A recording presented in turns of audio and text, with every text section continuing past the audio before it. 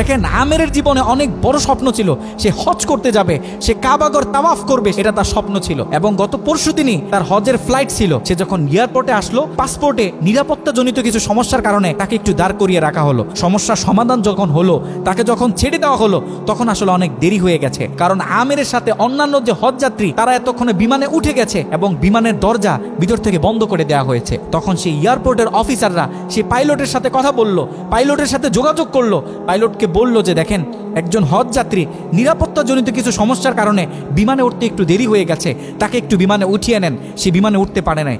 তখন পাইলট স্পষ্ট বলেছে যেই বিমানের দরজা একবার বন্ধ হয়ে গেছে সেই বিমানের দরজা দ্বিতীয়বার কারোর জন্য আর খোলা হবে না। কথা বলে পাইলট বিমানটা আকাশে ফ্লাই করলো। সেই অফিসাররা তখন আমেরকে বুঝাইতেছে, দেখো বিমান তো চলে গেছে, তুমি আর যেতে পারবে না, তুমি বাড়িতে চলে যাও, নেক্সট টাইমে তুমি হজে যাওয়ার জন্য ট্রাই করো। তখন সে আমাদের মুসলিম ভাই, সে হজ যাত্রী, সে কি বলেছে জানেন? সে বলেছে আমি আমার রবের উপর পরিপূর্ণ তাকওয়া রাখলাম, আমি আমার রবের উপর পরিপূর্ণ আস্থা রাখলাম, আমি হজ করেই বাড়িতে ফিরবো, হজ না করে আমি বাড়িতে ফিরবো না।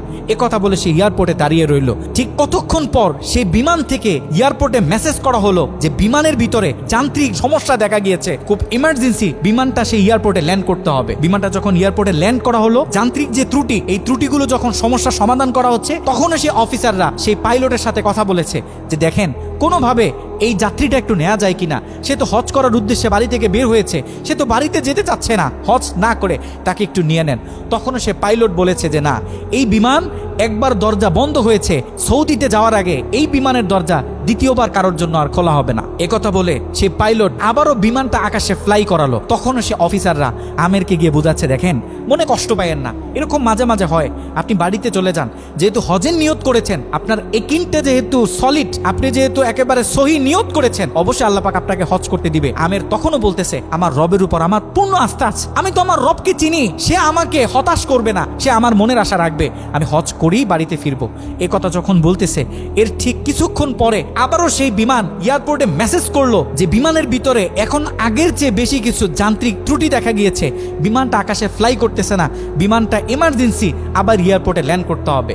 বিমানটা যখন এয়ারপোর্টে ল্যান্ড করলো, তখন সে পাইলট নিজে বিমান থেকে নেমে সে অফিসারদেরকে বলতেছে সেই হজ যাত্রী কই, যাকে ছাড়া আমরা মক্কার উদ্দেশ্যে রওনা দিলাম, তাকে আমার হাতে তুলে দেন। আমি যতটুকু বুঝতেছি তাকে ছাড়া এই বিমান যতবারই আমরা আকাশে ফ্লাই করব, মক্কার উদ্দেশ্যে রওনা হব, আমার মনে হয় না যে এই বিমান স্বাভাবিকভাবে মক্কাতে গিয়ে পৌঁছাবে। তখন সে পাইলট সে আমেরের হাত ধরে নিজে নিয়ে সে বিমানের ভিতরে বসিয়ে দিল।